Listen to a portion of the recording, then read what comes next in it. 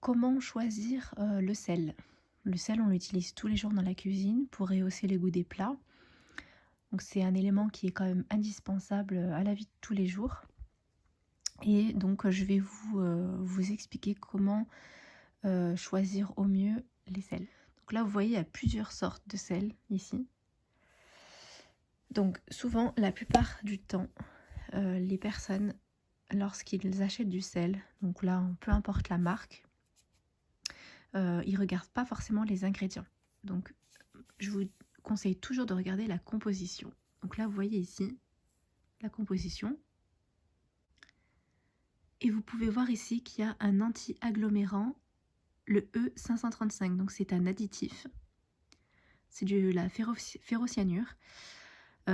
Cet additif-là, il a la particularité de provoquer chez certaines personnes des allergies. Comme vous le savez, les additifs, plus on s'en passe, meilleur ça sera pour la santé. Dans des nombreux sels connus, notamment de la marque La Baleine, vous trouverez souvent, en fait, la plupart du temps, des anti-agglomérants. Voilà, donc vraiment, je vous recommande, lorsque vous achetez du sel, de regarder la composition et de choisir des sels qui soient sans additifs. Les fabricants, la plupart du temps, en fait, ils rajoutent ces anti-agglomérants pour éviter que le sel, il se compacte, il fasse des tas, il s'agglomère en fait, et pour qu'il reste tout le temps fluide lorsqu'on va le verser. Donc ils rajoutent ça.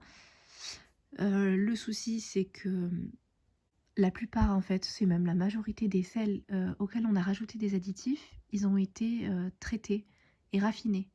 C'est pour ça que vous allez trouver le sel d'une couleur vraiment blanche, tout simplement parce qu'elle a été raffinée. Le sel n'est pas forcément de couleur blanche lorsqu'il est non raffiné, ce qui est le cas par exemple avec ce sel-là de Camargue. Donc ici, lorsqu'on tourne l'étiquette, on voit que c'est écrit « Ce sel naturel non traité peut se compacter sous l'effet de l'humidité ». Donc là, il n'y a que du sel de table de Camargue. Donc il a une couleur un peu grise. Mais ça, c'est un sel qui est non traité, entièrement naturel, sans additifs. Et ça, c'est très très important. Donc, pourquoi est-ce que c'est important de choisir un sel qui soit non traité? Tout simplement parce que lorsqu'on nettoie le sel et qu'on le raffine, on lui fait perdre la majeure partie de tous ces oligo-éléments, ces minéraux et sa richesse en iode également. Donc, il vaut mieux toujours choisir un produit qui soit brut plutôt que traité. Vous pouvez trouver dans le commerce aussi, donc ça c'est en général plutôt dans les magasins bio ou les rayons bio en grande surface. Donc là c'est du sel aromatisé donc aux légumes et aux herbes. Donc là vous voyez il y a du sel marin, des plantes et légumes frais. Donc là voilà, au niveau des légumes, céleri, poireaux, oignons, ciboulettes. En fonction de ce que vous souhaitez utiliser, en fonction des plats que vous allez préparer, ça peut être plus ou moins intéressant niveau goût. Ça, c'est intéressant aussi si vous voulez réduire votre consommation de sel, la limiter. C'est plutôt pas mal comme alternative. Vous pouvez choisir sinon du gomasio, que vous trouvez en magasin bio également. Le gomasio, c'est quoi? C'est tout simplement du sel marin, donc non raffiné, qui est mélangé avec de la poudre de graines de sésame. Vous pouvez le faire à la maison, c'est très très simple à faire. C'est riche en phosphore, en calcium, en fer. C'est très intéressant d'un point de vue nutritionnel. Sinon, la dernière alternative, et qui est très très intéressante, c'est le plasma de Quinton, le plasma marin ou l'eau de Quinton, comme on peut appeler ça. Donc, alors, qu'est-ce que c'est? C'est tout simplement en fait de l'eau de mer qui a été pompée à une certaine profondeur et qui a été microfiltrée. C'est une eau qui a été non ionisée, donc aucun rayon.